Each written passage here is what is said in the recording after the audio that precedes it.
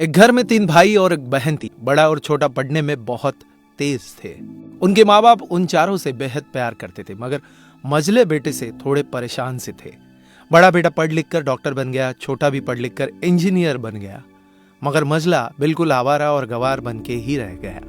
सबकी शादी हो गई। बहन और मझले को छोड़ दोनों भाइयों ने लव मैरिज की थी। बहन की शादी भी अच्छे घराने में हुई थी। आखिर भाई सब डॉक्टर इंजीनियर जो थे। अब मझले को कोई लड़की नहीं मिल रही थी। पिताजी भी बहुत परेशान थे और माँ भी।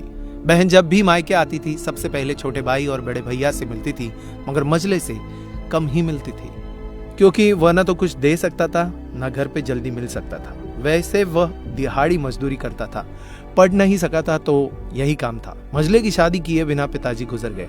माँ ने सोचा कहीं अब बंटवारे की बात न निकले, इसलिए अपने ही गांव से एक सीधी सादी लड़की से मझले की शादी करवा दी। शादी होते ही न जाने क्या हुआ कि मझला बड़े लगन से काम करने लगा। दोस्तों ने कहा, ए चंदू आज अड्डे पे आना। चंदू बोला, आज नहीं, फिर कभी। अरे तू शादी के बाद तो जैसे बीवी का गुलाम ही हो गया है।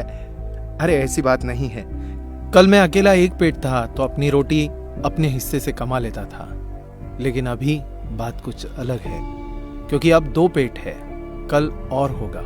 घर वाले नालायक कहते थे, चलता था, मगर मेरी पत्नी मुझे कभी नालायक कहे तो मेरी मर्दानगी पर एक बद्दी गाली है, क्योंकि एक पत्नी के लिए उसका पति उसका घमंड, इज्जत और उम्मीद होता है। उसके घर वालों ने भी तो मुझ पर भरोसा करके ही अपनी बेटी दी होगी, फिर उनका भरोसा मैं कैसे तोड़ सकता हूँ।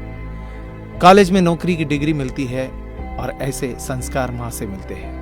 इधर घर पे बड़ा और छोटा भाई और उनकी पत्नियां मिलकर आपस में फैसला करते हैं कि जायदाद का बंटवारा हो जाए, क्योंकि हम दोनों लाखों कमाते हैं मगर मझला ना के बराबर कमाता है। ऐसा नहीं होगा। माँ के लाख मना करने पर भी बंटवारे की तारीख तय होती है। बहन भी आ जाती है, मगर चंदू है कि काम पे निकलने के लिए बाहर आता है। उसके दोनों भाई उसको पकड़कर भीतर लाकर बोलते हैं कि आज तो रुक जा, बंटवारा कर ही लेते हैं।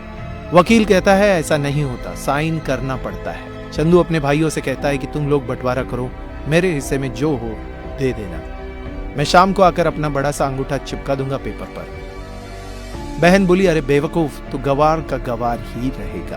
तेरी किस्मत अच्छी है कि तुझे अच्छे भाई और बहन मिले हैं। फिर माँ बोली, अरे चंदू आज रुक जा, बंटवारे में कुल 10 बीघा जमीन में से 2 भाई 5-5 रख लेते हैं और चंदू के लिए पुश्तैनी घर छोड़ देते हैं। तभी चंदू जोर से चिल्लाता है, अरे फिर हमारी छुटकी का हिस्सा कौन सा है?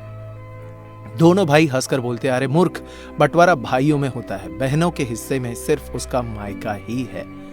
चंदू कहता है, ओह, शायद पढ़ा लिखा न होने में ही मूर्खता है। ठीक है, आप दोनों ऐसा करो, मेरे हिस्से की वसीयत मेरे बहन छुटकी के नाम कर देना। दोनों भाई चकित होकर बोलते हैं, और तू? चंदू माँ की ओर देखकर मुस्कुराते हुए बोलता है, मेरे हिस्से में माँ है ना, उसको मैं संभाल लूंगा। फिर अपनी बीवी की ओर देखकर बोलता है मुस्कुरा के, क्यों चांदनी जी, क्या मैंने गलत कहा? चांदनी अपनी सास से लिपट कर कहती है, इससे बड़ी वसीयत क्या होगी मेरे लिए कि मुझे माँ जैसी सासू मिली और बाप जैसा ख्याल रखने वाला पति। बस यही शब्द थे जिन्होंने बंटवारे को सन्नाटे में बदल दिया।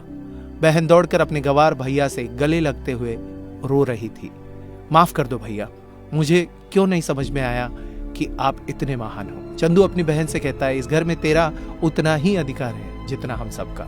माँ का चुनाव इसलिए किया ताकि तुम सबसे हमेशा जुड़ी रहो, क्योंकि यह वही कोख है जहां हमने 9 महीने गुजारे थे। माँ के साथ तुम्हारी यादों को मैं हमेशा देखना चाहता हूँ। दोनों भाई दौड़कर मझले से गले मिले और रो रो कर कहने लगे, आज सचमुच तू बड़ा हो गया है। सबकी पलकों में पानी ही पानी, सब एक साथ फिर से रहने लगते हैं।